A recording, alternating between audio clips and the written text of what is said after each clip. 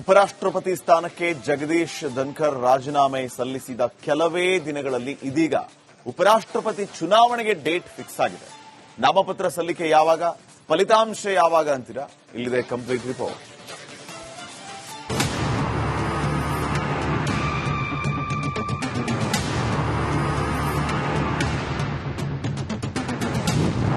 ಉಪರಾಷ್ಟ್ರಪತಿ ಸ್ಥಾನಕ್ಕೆ ಚುನಾವಣೆ ಡೇಟ್ ಫಿಕ್ಸ್.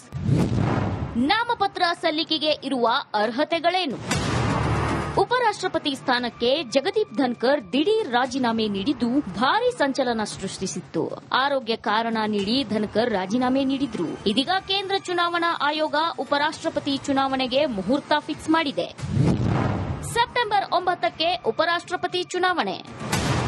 ಕೇಂದ್ರ ಚುನಾವಣಾ ಆಯೋಗ ನಾಮಪತ್ರ ಸಲ್ಲಿಕೆ ಸೇರಿದಂತೆ ಚುನಾವಣಾ ಪ್ರಕ್ರಿಯೆ ಸಂಪೂರ್ಣ ವೇಳಾಪಟ್ಟಿ ಪ್ರಕಟಿಸಿದೆ. ಸೆಪ್ಟೆಂಬರ್ 9ಕ್ಕೆ ಉಪರಾಷ್ಟ್ರಪತಿ ಚುನಾವಣೆ ನಡೆಯಲಿದೆ. ಹೀಗಾಗಿ ನಾಮಪತ್ರ ಸಲ್ಲಿಸಲು ಆಗಸ್ಟ್ 21 ಕೊನೆಯ ದಿನಾಂಕವಾಗಿದೆ. ಇನ್ನು ಮತದಾನ ದಿನ ಅಂದ್ರೆ ಸೆಪ್ಟೆಂಬರ್ 9ರಂದೇ ಫಲಿತಾಂಶ ಹೊರಬೀಳಲಿದೆ. ಹಾಗಾದ್ರೆ ಚುನಾವಣಾ ವೇಳಾಪಟ್ಟಿ ಹೇಗಿದೆ ಅನ್ನೋದನ್ನ ನೋಡೋದಾದ್ರೆ, ಆಗಸ್ಟ್ 7ರಂದು ಉಪರಾಷ್ಟ್ರಪತಿ ಚುನಾವಣೆ ಬಗ್ಗೆ ನೋಟಿಫಿಕೇಶನ್ ಹೊರಡಿಸಲಾಗುತ್ತೆ. ಆಗಸ್ಟ್ 21ಕ್ಕೆ ನಾಮಪತ್ರ ಸಲ್ಲಿಸಲು ಕೊನೆಯ ದಿನವಾಗಿದೆ. ಆಗಸ್ಟ್ 22ರಂದೇ ನಾಮಪತ್ರ ಹಿಂಪಡೆಯಲು ಕೊನೆಯ ದಿನವಾಗಿದೆ ಮತ್ತು ಅವತ್ತೇ ನಾಮಪತ್ರಗಳನ್ನು ಪರಿಶೀಲನೆ ಮಾಡಲಾಗುತ್ತೆ. ಸೆಪ್ಟೆಂಬರ್ 9ಕ್ಕೆ ಮತದಾನ ಪ್ರಕ್ರಿಯೆ ನಡೆಯಲಿದೆ. ಇನ್ನು ಮತದಾನ ನಡೆದ ದಿನಾಂಕ ಅಂದ್ರೆ ಸೆಪ್ಟೆಂಬರ್ 9ರಂದೇ ಫಲಿತಾಂಶ ಕೂಡ ಹೊರಬೀಳಲಿದೆ.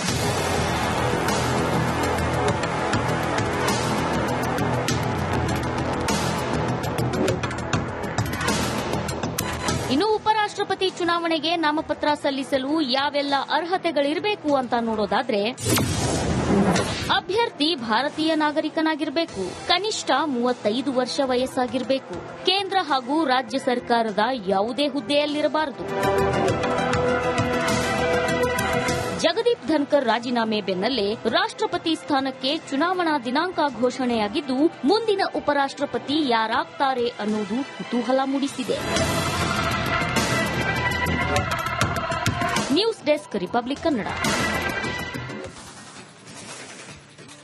ಉಪರಾಷ್ಟ್ರಪತಿ ಸ್ಥಾನಕ್ಕೆ ಜಗದೀಶ್ ಧನ್ಕರ್ ರಾಜೀನಾಮೆ ಸಲ್ಲಿಸಿದ ಕೆಲವೇ ದಿನಗಳಲ್ಲಿ ಇದೀಗ ಉಪರಾಷ್ಟ್ರಪತಿ ಚುನಾವಣೆಗೆ ಡೇಟ್ ಫಿಕ್ಸ್ ಆಗಿದೆ. ನಾಮಪತ್ರ ಸಲ್ಲಿಕೆ ಯಾವಾಗ, ಫಲಿತಾಂಶ ಯಾವಾಗ ಅಂತೀರಾ? ಇಲ್ಲಿದೆ ಕಂಪ್ಲೀಟ್ ರಿಪೋರ್ಟ್.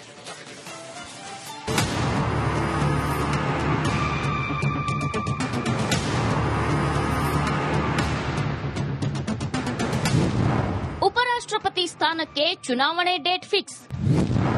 ನಾಮಪತ್ರ ಸಲ್ಲಿಕೆಗೆ ಇರುವ ಅರ್ಹತೆಗಳೇನು? ಉಪರಾಷ್ಟ್ರಪತಿ ಸ್ಥಾನಕ್ಕೆ ಜಗದೀಪ್ ಧನ್ಕರ್ ದಿಢೀರ್ ರಾಜೀನಾಮೆ ನೀಡಿದ್ದು ಭಾರೀ ಸಂಚಲನ ಸೃಷ್ಟಿಸಿತ್ತು.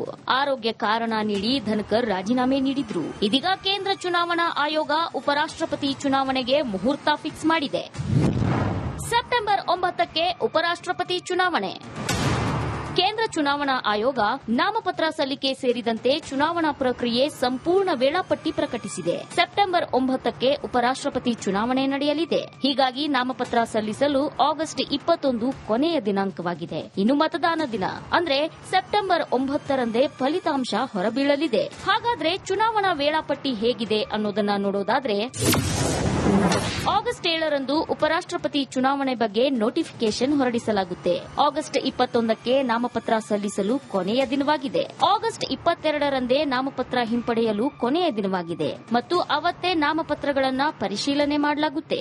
ಸೆಪ್ಟೆಂಬರ್ 9ಕ್ಕೆ ಮತದಾನ ಪ್ರಕ್ರಿಯೆ ನಡೆಯಲಿದೆ. ಇನ್ನು ಮತದಾನ ನಡೆದ ದಿನಾಂಕ ಅಂದ್ರೆ ಸೆಪ್ಟೆಂಬರ್ 9ರಂದೇ ಫಲಿತಾಂಶ ಕೂಡ ಹೊರಬೀಳಲಿದೆ.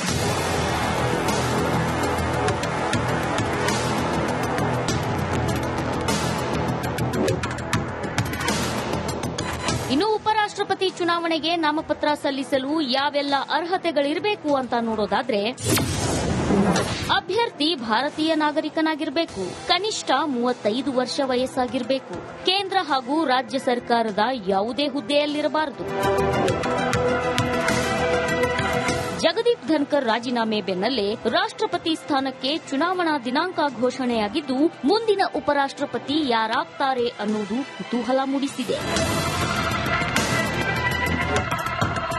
News desk, republic Kannada. ಉಪರಾಷ್ಟ್ರಪತಿ ಸ್ಥಾನಕ್ಕೆ ಜಗದೀಶ್ ಧನ್ಕರ್ ರಾಜೀನಾಮೆ ಸಲ್ಲಿಸಿದ ಕೆಲವೇ ದಿನಗಳಲ್ಲಿ ಇದೀಗ ಉಪರಾಷ್ಟ್ರಪತಿ ಚುನಾವಣೆಗೆ ಡೇಟ್ ಫಿಕ್ಸ್ ಆಗಿದೆ. ನಾಮಪತ್ರ ಸಲ್ಲಿಕೆ ಯಾವಾಗ, ಫಲಿತಾಂಶ ಯಾವಾಗ ಅಂತೀರಾ? ಇಲ್ಲಿದೆ ಕಂಪ್ಲೀಟ್ ರಿಪೋರ್ಟ್.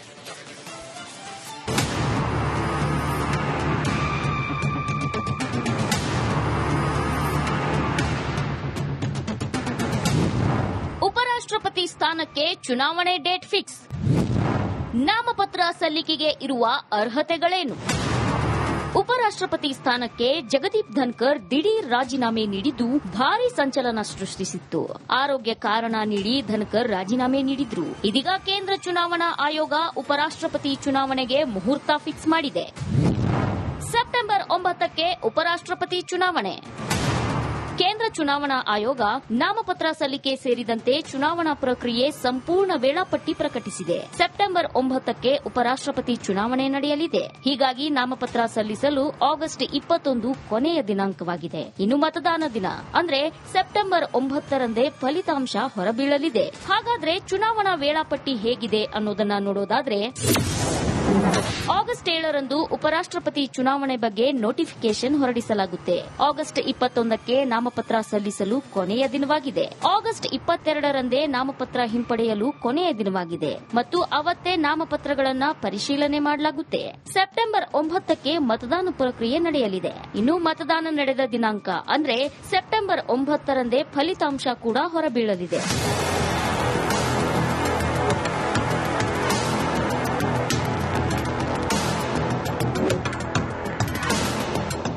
ಇನ್ನು ಉಪರಾಷ್ಟ್ರಪತಿ ಚುನಾವಣೆಗೆ ನಾಮಪತ್ರ ಸಲ್ಲಿಸಲು ಯಾವೆಲ್ಲ ಅರ್ಹತೆಗಳಿರಬೇಕು ಅಂತ ನೋಡೋದಾದ್ರೆ, ಅಭ್ಯರ್ಥಿ ಭಾರತೀಯ ನಾಗರಿಕನಾಗಿರಬೇಕು, ಕನಿಷ್ಠ 35 ವರ್ಷ ವಯಸ್ಸಾಗಿರಬೇಕು, ಕೇಂದ್ರ ಹಾಗೂ ರಾಜ್ಯ ಸರ್ಕಾರದ ಯಾವುದೇ ಹುದ್ದೆಯಲ್ಲಿರಬಾರದು. ಜಗದೀಪ್ ಧನ್ಕರ್ ರಾಜೀನಾಮೆ ಬೆನ್ನಲ್ಲೇ ರಾಷ್ಟ್ರಪತಿ ಸ್ಥಾನಕ್ಕೆ ಚುನಾವಣಾ ದಿನಾಂಕ ಘೋಷಣೆಯಾಗಿದ್ದು, ಮುಂದಿನ ಉಪರಾಷ್ಟ್ರಪತಿ ಯಾರಾಗ್ತಾರೆ ಅನ್ನೋದು ಕುತೂಹಲ ಮೂಡಿಸಿದೆ. News desk, republic Kannada. ಉಪರಾಷ್ಟ್ರಪತಿ ಸ್ಥಾನಕ್ಕೆ ಜಗದೀಶ್ ಧನ್ಕರ್ ರಾಜೀನಾಮೆ ಸಲ್ಲಿಸಿದ ಕೆಲವೇ ದಿನಗಳಲ್ಲಿ ಇದೀಗ ಉಪರಾಷ್ಟ್ರಪತಿ ಚುನಾವಣೆಗೆ ಡೇಟ್ ಫಿಕ್ಸ್ ಆಗಿದೆ. ನಾಮಪತ್ರ ಸಲ್ಲಿಕೆ ಯಾವಾಗ, ಫಲಿತಾಂಶ ಯಾವಾಗ ಅಂತೀರಾ? ಇಲ್ಲಿದೆ ಕಂಪ್ಲೀಟ್ ರಿಪೋರ್ಟ್.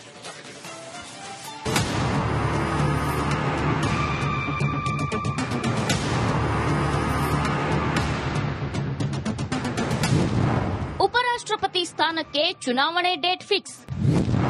ನಾಮಪತ್ರ ಸಲ್ಲಿಕೆಗೆ ಇರುವ ಅರ್ಹತೆಗಳೇನು?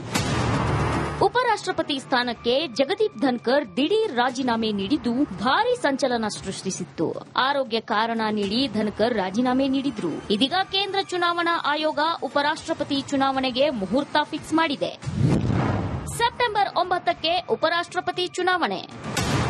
ಕೇಂದ್ರ ಚುನಾವಣಾ ಆಯೋಗ ನಾಮಪತ್ರ ಸಲ್ಲಿಕೆ ಸೇರಿದಂತೆ ಚುನಾವಣಾ ಪ್ರಕ್ರಿಯೆ ಸಂಪೂರ್ಣ ವೇಳಾಪಟ್ಟಿ ಪ್ರಕಟಿಸಿದೆ. ಸೆಪ್ಟೆಂಬರ್ 9ಕ್ಕೆ ಉಪರಾಷ್ಟ್ರಪತಿ ಚುನಾವಣೆ ನಡೆಯಲಿದೆ. ಹೀಗಾಗಿ ನಾಮಪತ್ರ ಸಲ್ಲಿಸಲು ಆಗಸ್ಟ್ 21 ಕೊನೆಯ ದಿನಾಂಕವಾಗಿದೆ. ಇನ್ನು ಮತದಾನ ದಿನ ಅಂದ್ರೆ ಸೆಪ್ಟೆಂಬರ್ 9ರಂದೇ ಫಲಿತಾಂಶ ಹೊರಬೀಳಲಿದೆ. ಹಾಗಾದ್ರೆ ಚುನಾವಣಾ ವೇಳಾಪಟ್ಟಿ ಹೇಗಿದೆ ಅನ್ನೋದನ್ನ ನೋಡೋದಾದ್ರೆ, ಆಗಸ್ಟ್ 7ರಂದು ಉಪರಾಷ್ಟ್ರಪತಿ ಚುನಾವಣೆ ಬಗ್ಗೆ ನೋಟಿಫಿಕೇಶನ್ ಹೊರಡಿಸಲಾಗುತ್ತೆ. ಆಗಸ್ಟ್ 21ಕ್ಕೆ ನಾಮಪತ್ರ ಸಲ್ಲಿಸಲು ಕೊನೆಯ ದಿನವಾಗಿದೆ. ಆಗಸ್ಟ್ 22ರಂದೇ ನಾಮಪತ್ರ ಹಿಂಪಡೆಯಲು ಕೊನೆಯ ದಿನವಾಗಿದೆ ಮತ್ತು ಅವತ್ತೇ ನಾಮಪತ್ರಗಳನ್ನು ಪರಿಶೀಲನೆ ಮಾಡಲಾಗುತ್ತೆ.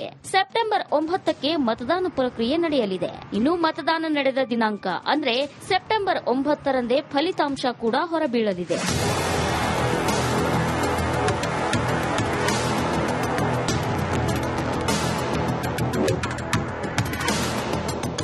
ಇನ್ನು ಉಪರಾಷ್ಟ್ರಪತಿ ಚುನಾವಣೆಗೆ ನಾಮಪತ್ರ ಸಲ್ಲಿಸಲು ಯಾವೆಲ್ಲ ಅರ್ಹತೆಗಳಿರಬೇಕು ಅಂತ ನೋಡೋದಾದ್ರೆ, ಅಭ್ಯರ್ಥಿ ಭಾರತೀಯ ನಾಗರಿಕನಾಗಿರಬೇಕು, ಕನಿಷ್ಠ 35 ವರ್ಷ ವಯಸ್ಸಾಗಿರಬೇಕು, ಕೇಂದ್ರ ಹಾಗೂ ರಾಜ್ಯ ಸರ್ಕಾರದ ಯಾವುದೇ ಹುದ್ದೆಯಲ್ಲಿರಬಾರದು.